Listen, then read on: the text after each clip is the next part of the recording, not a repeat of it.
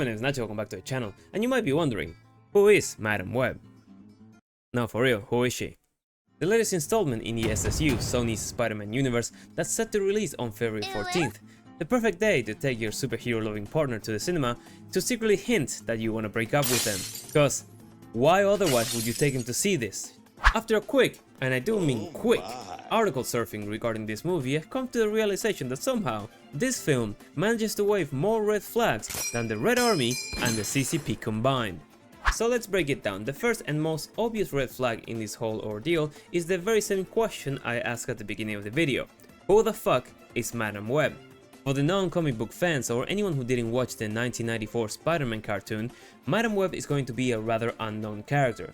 Especially because in both of those instances, she looks nothing like the character Dakota Johnson is playing in this film. Meaning that on top of getting another standalone movie about a rather unknown female character, the creators changed a bunch of the stuff in the story to make her look more cool. To summarize, Cassandra Webb is a supporting character from Spider-Man who's a paralyzed, blind, telepathic, clairvoyant, and precognitive mutant, usually depicted as an old lady who suffers from myasthenia gravis and was connected to a life support system by her husband, which are the tubes shaped like a spider web that you see behind her. In this new movie though, she is depicted as a young paramedic who gets her powers after a life-threatening event where she is saved by a younger version of Ben Parker. Alongside her, there are three iterations of Spider-Woman: Julia Carpenter, played by Sydney Sweeney, Anya Corazon, played by Isabella Merced, and Martha, why did you say that name, Franklin, played by Celeste O'Connor. She looks different. During this movie, Dakota must help all three soon-to-be girl bosses staying out of trouble so they can end up becoming the Spider-Woman they are meant to be. To do this, she must stand against Ezekiel Sims, played by Tahar Rahim, a character that in the comics never comes into contact with Madam Web. Moreover, Sims is typically portrayed as a more heroic character whose transgressions get ultimately redeemed. So why make him evil when there's a slew of Spider-Man baddies to choose from? A potential reason and red flag number 2 is that this movie is directed by S.J. Clarke. If you don't know who she is, I don't blame you. Because despite her having a good level of experience in a large number of shows, her contribution to many of them seem to be limited to 1 or 2 episodes. Funny enough, reminds me of the track record of 2 other someones whose female-led movies were, and are, also predicted to be bombs. I'm sensing a pattern here. Now, understandably, a random YouTuber saying that this movie is not looking to be that good is really not gonna be that impactful. But when the lead actress says something similar, I would be really inclined to believe that this movie is going to blow. Johnson said in a recent interview with Entertainment Weekly about working with blue screens, that to me was absolutely psychotic. I was like, I don't know if this is going to be good at all. I hope I did an okay job. We all do. That is, the few people who are going to watch this anyways. Because if the Marvels has ever taught us anything, is that the amount of girl bosses you have in your movie is indirectly proportional to the amount of people who go see it. If that wasn't enough, she also appeared in SNL and made a rather weird joke about this movie being written by AI.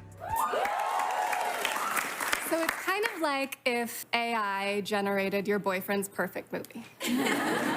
What do you mean by that? This allegedly was sparked by people memeing on a line delivered during the trailer that, on top of sounding like a 5-year-old trying to explain something to you, is nothing but a poorly delivered exposition dump about why we should be worried about the bad guy. Which, to be honest, I'm still trying to figure out why we should. But wait! There's more! On top of this, Dakota reportedly left her agency after the first trailer released, leading people to speculate if this was because of the prospect of this movie flopping. Now, another theory that holds water is the fact that this agency was simply not getting Dakota a lot of work, which would probably make more sense. But mentions of said agency pressuring her into taking this role, despite her not being so sure about making a superhero movie, contributes to the former theory of why she dropped them. The third red flag that leads me to believe that this movie is doomed is the fact that it was forced to undergo intensive reshoots due to a hiccup in the continuity. Due to this movie being set up in the SSU and being connected with the multiple iterations of Spider-Man, the necessity of them fitting in a determined timeline is very important if the plan is to eventually have the main hero team up with these ladies. Originally, the plan was to have this play in the Andrew Garfield universe and have everything in the movie set up around the 90s. However, a subsequent decision to synchronize the movie with Tom Holland's version of Spider-Man through the timeline of balance and force them to reshoot everything in order to make it look like the year his movies take place. Now, missing one or two shots and having to reshoot those is what I would consider a hiccup. Messing up the entire timeline because we change our minds midway and being forced to remake most of your film should be grounds for getting fired. I can't imagine being the Sony executive receiving the news that we have to spend a couple more $1 million fixing our film because we didn't realize that we set up the wrong things, despite the long amount of time we had to properly plan for it. Lucky for them, this movie only cost $80 million, which is in the low end of things for a superhero movie nowadays. Meaning that in order to make a profit, the aim is to roughly go over $200 million in the global box office, which is not something unattainable for the Sony Cinematic Universe. As long as you don't think about Morbius. It's Morbid time. Unfortunately for them, this movie is only predicted to make $25 million in its opening weekend.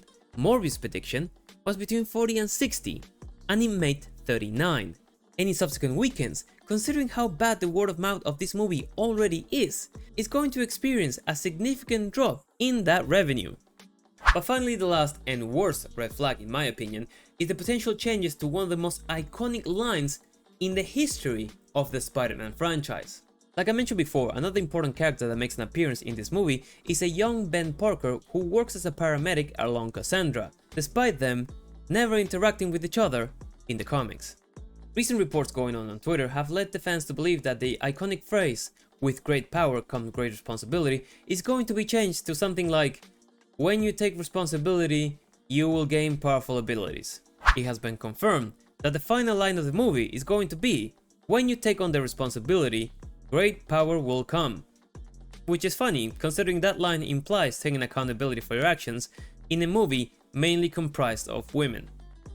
Which not only sounds stupid as shit and is the most unnecessary change you could possibly make, there is a strong enough possibility that Ben is going to learn that from a fortune cookie. One of the most iconic and defining lines in the history of superhero films is going to be inspired by cheap Chinese takeout. I said it multiple times in my videos that the need for strong male role models is always going to be important, and it's pretty fucking sad that it's Uncle Ben the one who's biting the bullet this time around.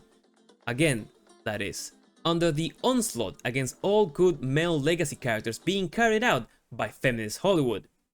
So if I needed only one reason to believe that this movie is gonna blow massive raspberries, this would probably be it. Madam Web is looking to be another jumbled up, girl-powered mess, and it's gonna be really interesting to see how many seats they actually managed to book during these Valentines. There's a lot happening for Sony in 2024, Kraven the Hunter's coming up, and that movie seems to also have suffered significant changes to the character. Venom 3 is also up this year, as well as Beyond the Spider-Verse. Now, those movies seem to do really well with the audiences, so Sony might just be able to afford this movie flopping harder than Morbius. However, both Venom and Miles Morales are both in their final and third installment, so what comes after? I don't know. Because they can't have another multiverse Spider-Man unless Tom Holland really likes the script, and waiting for this to happen will probably not be enough to make the money people happy. So it's gonna be an interesting year for the Spider-Verse. But having Madam Web as the first thing you put out is not exactly the best start you can ask for.